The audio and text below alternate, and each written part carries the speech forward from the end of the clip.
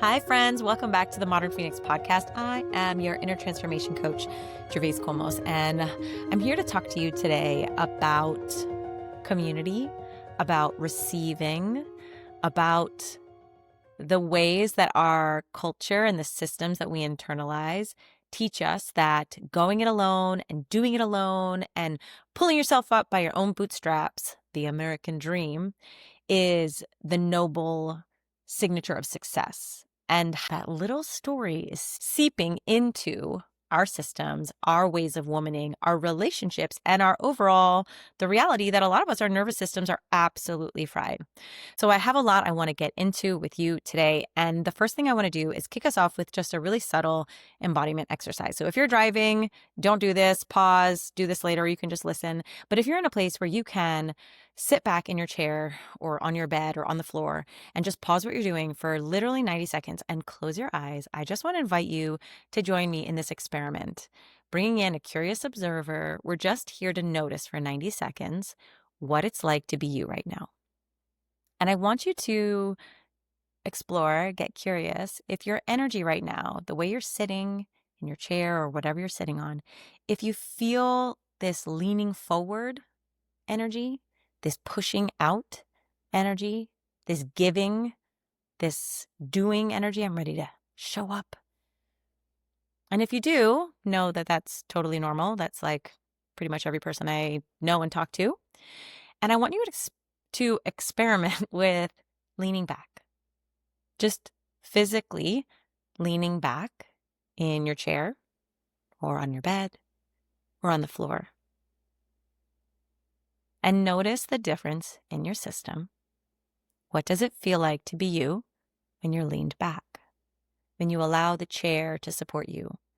When you allow yourself to receive the sound of my voice?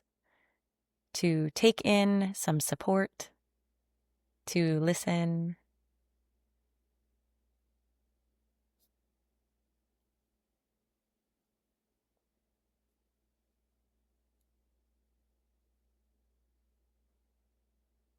To relax. And I just want you to notice the difference in your system. How do you know that it feels a little bit different? What do you notice in your felt sense? Or maybe it's in your mind, or maybe in your physical body. You realize, I know for me, that when you're leaning forward, unconsciously, just like leaning forward and showing up for your life, you're really tense. Your hips are really coiled. Your neck is tight. And that when somebody just invites you, cues you to lean back, you realize you can actually still be a participant and relax a little bit.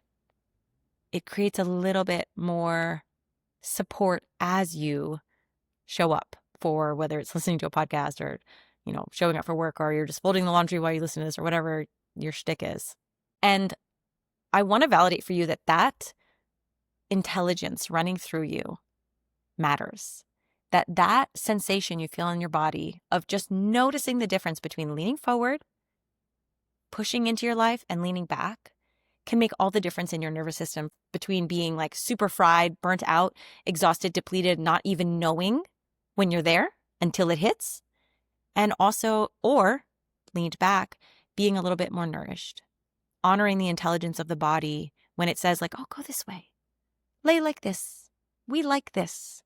I'm always curious about the ways that our body signals to us, I like this, and how I can honor that, respond to that, give attention to that, and do it, and what it creates in my overall system, the sense of balance and sustainability that I gain from doing that.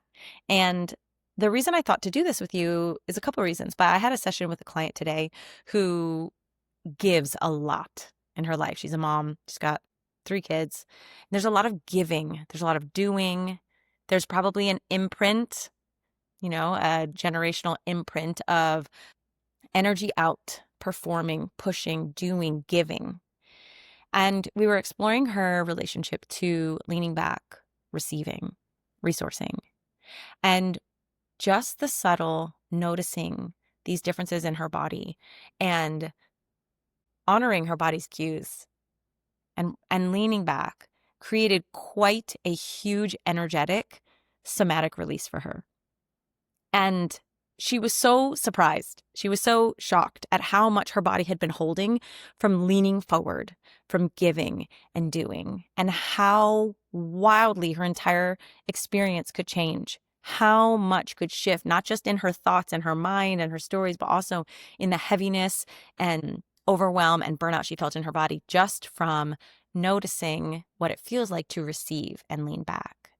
And one of the things that we talked about that I was like, I really want to share this on the podcast is how our patterns of leaning forward all the time and never giving ourselves permission to lean back are not just trauma imprints. They're not just like the paradigm of the modern woman. There's also something that tells a story here of the history of America.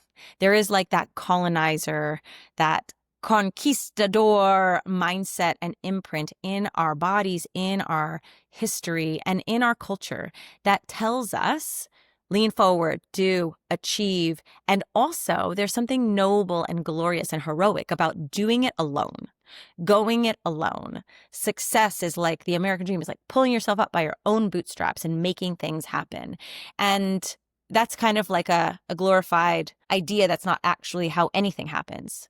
We don't just make things happen. We're part of ecosystems that support us in creating what we want in our life. It's like a garden saying like a seed just going like, yeah, I made that flower happen. And the flower's like, well, actually the sun shined on me. And then there was some water. And then there was the gardener who planted me. And then there was the garden bed that was the right temperature. And it wasn't too cold. It wasn't too hot. And then there was the other root system. And the soil was really rich with nutrients. That's the reality of what we require as humans. But we have internalized this system. This is a little bit, I've done a lot of different systems work, as you know. So I'm gonna just let you know this is a dash of internalized white supremacy, a dash of internalized colonizer mindset, a dash of capitalistic mindset that has us believing the lie that going it alone and leaning forward and giving and doing, it's a one-man job, and that's how you know it's successful, and that it could ever be successful. When really it's a dance between the doing and the receiving, the giving, the receiving, the leaning forward and leaning back and nourishing. And it's only possible in the ecosystem of support and community. And I have a lot of women that come to coaching calls and they'll say things like, why couldn't I get there on my own? Or like, I feel so dumb that I needed your help in regulating. And I just think it's so wild that we have bought into this lie that, nervous system regulation is just something that we should DIY. When we are biologically wired for community and connection, we are biologically wired for co-regulation. And on top of that, there's layers of, I hope you're staying with, this is like lasagna we're making, okay? We've got the community, the ecosystem we're a part of, and we've got the balance within us, which is the leaning forward and the leaning back. And so many women that I meet that come into my world, they've got both the brainwashing and conditioning that tells them, you got to go it alone, be strong in silence, DIY it. You don't need support. You don't need to invest in yourself. You don't need to ask for help. You don't need to delegate any of those things. You should be, a stay-at-home mom and also a homeschooling mom and also a chef and also like a sex kitten. And you should also be a working mom and also kiss your kids goodbye in the morning. And also like you are supposed to be everything in current mother culture. And I watch this in awe because I am a part of this. I have felt over in different times in my life, and I'm always sharing different parts of my story, so much pressure to be everything to my kids. And what that costs me is my energy, my vitality, my aliveness. Because when I am responsible as one woman to be both the breadwinner and the nervous system regulator and the homemaker and the relationship builder and the designer and the chef and the blah, blah, blah, blah, blah, blah, blah, it's a lot of pressure and it requires me to lean forward 100% of the time. And what we want to build, the trauma-informed, like historically accurate way of creating new patterns and wirings and systems that we can thrive in as women, requires us to lean back into a circle of other women, into a network of support, into systems of support. We have to practice believing the truth, which is that we can have value, create value, have purpose, create what we want in our lives, and also receive it. We have to believe that that is the way that we're trying to build here. We have to think it's not only normal, but actually required for us to have support, whether it is a mentor or a therapist or a women's group or a women's circle or retreats that you go on or your church or your girlfriends. But we need sacred spaces to drop in to answer the question, how are you really? Not to chit chat. No, I'm not talking about, the fun and the party. And that's, you guys know I like that stuff. But if you don't have a place where your weary soul can settle in and lean back and receive sisterhood and co-regulation and resources, you're not going to make it. None of us are going to make it. And if you don't have those things and you gaslight yourself and say, well, why can't I do this myself? I want you to know that's the layer of the onion that we're going to call the internalized overculture. I've heard people online call this the overculture, but it's just all the internalized systems, all the brainwashing, all the conditioning of mother culture and dominant culture and white supremacy that tells us you didn't get to the top by leaning on all the little people below you and being part of something bigger that you stood up on. You have your privilege because you earned it. You worked hard for it. And I'm not saying that a lot of the things that you have in your life you didn't earn and work hard for. I'm saying that that's only part of the story. If you're not acknowledging all the little ways that you have been supported and boosted up. And so that's what I mean by the internalized white supremacy aspect. I'm not going to get all into anti-racism work because that's like a whole nother podcast that, again, I'm not the expert on. I have brought in many guest podcast experts on this topic. But we have to notice the brainwashing, kind of like when I did the internalized capitalism podcast.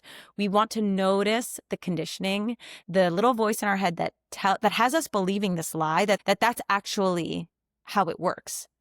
It's bypassing. It's not actually the truth of what makes the flower grow. It's not actually the truth of what gets a woman to full bloom, full ripening, full vibrancy, full aliveness. She needs a web of support. She needs, like a woman in childbirth needs the midwives to lean back on, right? There's nothing noble or heroic about doing it alone. I'm sure that if you are one of those people, you feel exhausted. You feel like if you slowed down for 1 second, it would all fall apart. And if you think that, you're right. You're right. It's not supposed to stay together like this. You're not supposed to be holding the entire world in using toothpicks, in the palm of your hand while dancing on one foot, while doing, fouettes and making the world go round. That is patriarchy's idea of what makes a perfect woman. And it is bullshit. It's not serving us women to be everything for everyone. And so that client on the call today who leaned back for maybe the first time since our last call, which I think was like a few weeks, and she's just getting started. She leans back in her body and starts to do some somatic release work. And yeah, a lot needs to be released and rebalanced and composted. A new imprint is making itself known in her body, which says, whew, thank you for letting that shit fall apart. That did not feel good. We were not our best selves. We could not keep going forever. This is not a flower in full bloom. We need support. We get support. Thank you for being here on this call with a person who can hold space for you. Thank you for finding the places that would teach you, even though it felt like you would have to release control from your finger. They say you're gonna have to pry control from my cold, dead fingertips. But women are smart. Women intuitively know the places they can go that will give them permission and tools and resources and sisterhood to relax back. And it's okay if you feel afraid to do that. And I just want to reassure you that what happens on the other side of that dismantling, even if it's just an hour session, it's like a snake shedding its skin. It is a woman relaxing into her feminine realizing she doesn't have to be both the sun and the moon. She gets to be the ever-changing moon with the tides and the endless phases throughout the 28-day cycle. And the sun gets to be the sun, and they both matter, and they get to work together. And that's the masculine and feminine. Hello, my tattoo. If you are watching on Spotify or YouTube, I've got this tattoo that I got with my husband, and it's a sun and a moon and 3 stars. And we designed it together, though obviously I was the mastermind for this because we wanted something to symbolize our family. And to me, the energetics of our family is one of the things that makes us so special. It's something I'm so proud of, because when we are operating optimally, my husband is the masculine, I am the feminine, and then our 3 kids get to just be the stars, right? The masculine, the sun rises and sets in a 24-hour cycle, predictably, routinely, every day, same cycle, just like a man's hormonal cycle. Okay, this is some moon magic we're going to drop here for a second. The feminine changes. A woman's cycle can sync with the freaking cycle of the moon, so that is a metaphor to remind you that your hormones change every single day of the month of your menstrual cycle, if you are cycling, okay? In alignment with the moon changing every single day of the month. So what do we mean by masculine, feminine? We mean the moon is ever evolving. The tides go in and they go out. They lean forward. She's full bloom. She's full moon, full brightness. And then she's dark and she's quiet. She's asleep. She's leaning back. Okay. That is what the modern woman needs to remember. Not just her moon magic, not just her magic in general, but the balancing of her masculine and feminine. It's not that all masculine is male, and it's not that all masculine is bad. But a woman who is trying to be both a woman and a man is not the vibe, you guys. It's not sustainable. It's a trap set by internalized systems of oppression. And who benefits when a mother is showing up to her life trying to be both a woman and a man, trying to be both the masculine and the feminine? First of all, it's not the natural order of things. And this is not to bypass, gender dynamics. If you are a single parent, if you are trans, I'm not trying to bypass your experience. That's not what this is about. Okay. So take what works for you and leave the rest. I'm talking to the woman who, I had one in my Voxer last week who was like, I have been a woman and a man. I've been doing a man and a woman's job for years now, and I'm exhausted. I understand that sometimes there are seasons that call for that, and this isn't about shaming that. And also, as the woman, as the intuitive, wise woman, you get to find your way to the safe circles and support systems that allow you to lean back and be just a woman for a season, just a woman for a little bit. So you can practice balancing your nervous system, your rhythms, your cycles, your energy, your patterns. And a lot of this is a trauma imprint, right? I have to show up. I mean, I talk about this ad nauseum. I mean, we could link to so many other podcast episodes to support what I'm saying right now. And also this is the work that I do. If you're like, I feel this, I don't know where to start, and it's not the right time for you to do one-on-one coaching. We've got Mothers Rising, which is $399. It's a mother circle for women to drop in for 6 weeks. It's going to be a beautiful space to drop in, lean back, and answer the question, how am I really? Let's share the real so we can let go of the things that aren't serving us and rise together. Because how much strength and healing and medicine do we get from being with other women, sharing the same experiences, composting each other's pain and beauty, and learning and mirroring with and from each other? That is how it's supposed to be. Circle is ancient technology that shockingly has been, erased with the erasure of the divine feminine and the rise of patriarchy. A whole nother podcast. Listen to the Sarah Jenks episode.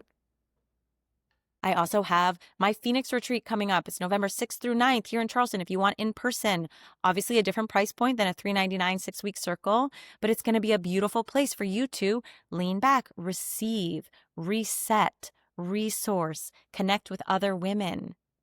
Have your web, have your community, have the village, rewrite these stories, these trauma stories, these oppressive imprints in our systems as modern women that tell us, no, the way to be successful, the way that you should, shiny, credible success looks like doing it alone, doing it yourself, doing it all, being strong. Like, we don't need any more of that from women. We are fucking strong. First of all, we create life and birth it out of our body. Don't even get me started on that. We know we're strong.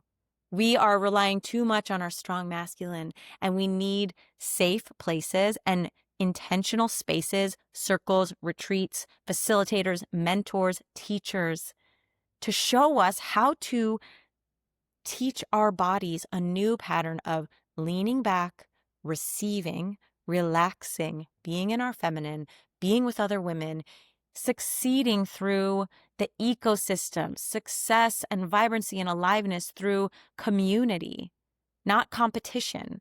The colonizer imprint is competition and power over. That's what we got from patriarchy and the colonizer mindset. The matriarchy, the imprint we're trying to reweave here through this modern world, and in some messy way, I am very excited to see how it works out, is collaboration with. We go farther together.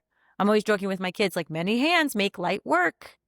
Because I want them to know. I don't want them to see me doing fucking everything in this house and be like, my mom did it all. She's amazing. And now I have to do the same. Like, we don't need more women internalizing that imprint. I want them to say, like, hey, my house was amazing. There was love, there was connection, there was laughter, there was fun, there was rest, there was space for all of it.